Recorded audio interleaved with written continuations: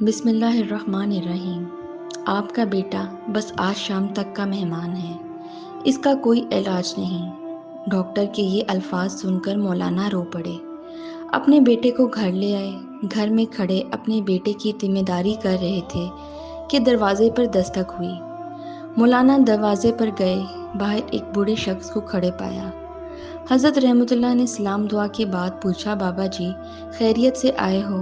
وہ کہنے لگا، خیریت سے کہاں آیا ہوں، ہمارے علاقے میں ایک قادیانی مبلغ آیا ہوا ہے، وہ لوگوں کو گمراہ کر رہا ہے، پوری امت گمراہ ہو رہی ہے اور آپ گھر میں کھڑے ہیں۔ مولانا نے جیسے ہی یہ بات سنی، آپ رحمت اللہ کی آنکھوں سے آنسو بہہ پڑے۔ بیوی سے فرمایا، بی بی میرا بیگ کہاں ہے؟ بیوی نے بیگ اٹھا کر دیا اور آپ رحمت اللہ کے بیگ ہاتھ میں پکڑے گھر سے روانہ ہونے لگے۔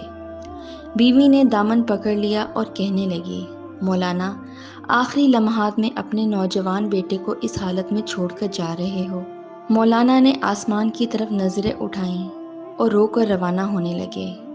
تو جا بل بیٹے نے کہا، ابا جان میں آج کا مہمان ہوں، چند لمحے تو انتظار کر لیجئے، میری روح نکل رہی ہے، مجھے اس حال میں چھوڑ کر جا رہے ہو۔ مولانا نے اپنے نوجوان بیٹے کو بوسہ دیا، رونے لگا اور فرمایا، اے بیٹے، بات یہ ہے کہ میں محمد صلی اللہ علیہ وآلہ وسلم کے دین کی خاطر جا رہا ہوں۔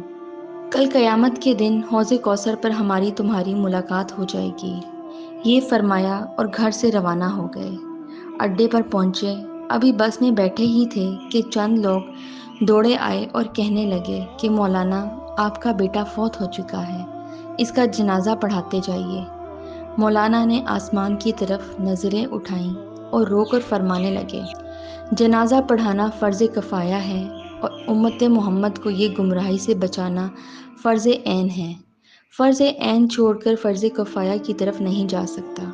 پھر وہاں سے روانہ ہو گئے، اس علاقے میں پہنچے، اللہ تعالیٰ نے کامیابی عطا کی، وہ قادیانی مبلغ بھاگ گیا۔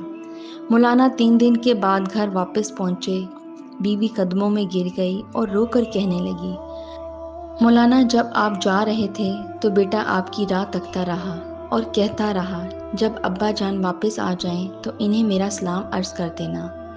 مولانا نے جب یہ سنا تو فوراً اپنے بیٹے کی قبر پہ گئے اور دعا مانگنے لگے، اے اللہ، ختم نبوت کے وسیلے سے میرے بیٹے کی قبر کو جنت کا باغ بنا دے۔ مولانا دعا مانگ کر گھر واپس آئے تو رات بیٹے کو خواب میں دیکھا۔ بیٹے نے اپنے ابا سے ملاقات کی اور کہا کہ رب محمد صلی اللہ علیہ وآلہ وسلم کی قسم، ختم نبوت کے وسیلے سے اللہ تعالیٰ نے میری قبر کو جنت کا باغ بنا دیا ہے۔ ختم نبوت کے اس مجاہد کو دنیا مولانا غلام غوث ہزاروی رحمت اللہ کے نام سے جانتی ہے۔